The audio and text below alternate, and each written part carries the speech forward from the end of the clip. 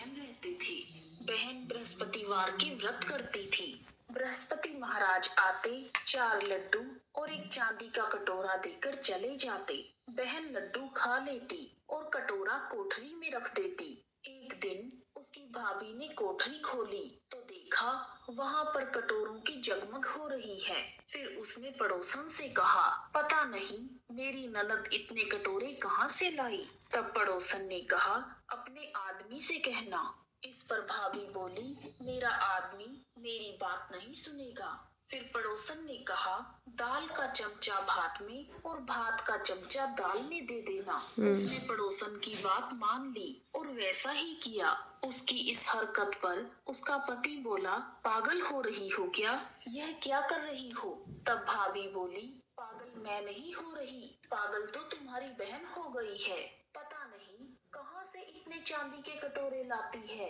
पूरी कोठरी चांदी के कटोरों से भरी पड़ी है। तुम इसे घर से निकाल दो।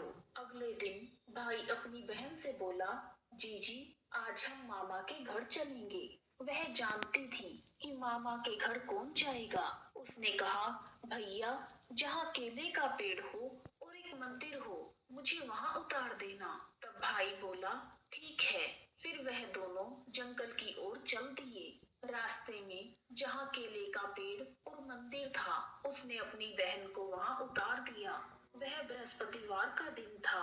लड़की ने केले की पूजा करी और कहानी कही। बृहस्पति महाराज आए, 4 लड्डू और एक चांदी का कटोरा देकर जाने लगे। उसका भाई पेड़ के पीछे छिपकर यह सब देख रहा था। उसने बृहस्पति महाराज के पैर पकड़ लिए। तब बृहस्पति महाराज बोले, पापी मेरे पैर छोड़, तू कुंवारी कन्या को कलंक लगाता है। यह तो सबके व्रत करती है, मैं ही इसे देकर जाता हूँ। तुम भूल कर भी इसका पीछा मत करना। फिर वह अपनी बहन को लेकर घर आ गया। उसकी भाभी दरवाजे पर खड़ी थी। वह बोली, तुम तो इसे वापस लेकर आ गए। अपनी पत्नी की बात सुनकर भाई बोला, तुम मेरी बहन से कुछ मत कहना, वह बृहस्पति महाराज की व्रत करती है। ये चांदी के कटोरे उसे बृहस्पति महाराज देते हैं। तब भाभी बोली, मैं भी देखूंगी इसके बृहस्पति महाराज। फिर वह पूरे गांव में बोल आई कि अपने बच्चों को लेकर आना, मेरी ननद बृहस्पति महाराज की व्रत करती है। सभी को 4-4 लड्डू और चांदी का कटोरा मिलेगा।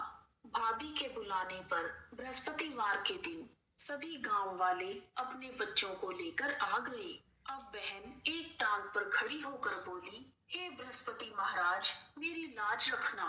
उसने 3 बार बृहस्पति महाराज से प्रार्थना की। उसकी प्रार्थना को सुनकर बृहस्पति महाराज वहां पर आ गए। उन्होंने सभी को 4-4 लड्डू और एक चांदी का कटोरा दिया। हे बृहस्पति महाराज, जैसे आपने बहन की लाज रखी वैसे ही सबकी रखना। सब पर अपनी कृपा बनाए रखना। कहानी अधूरी हो तो पूरी करना, पूरी हो तो मान करना। बोलो बृहस्पति महाराज की जय।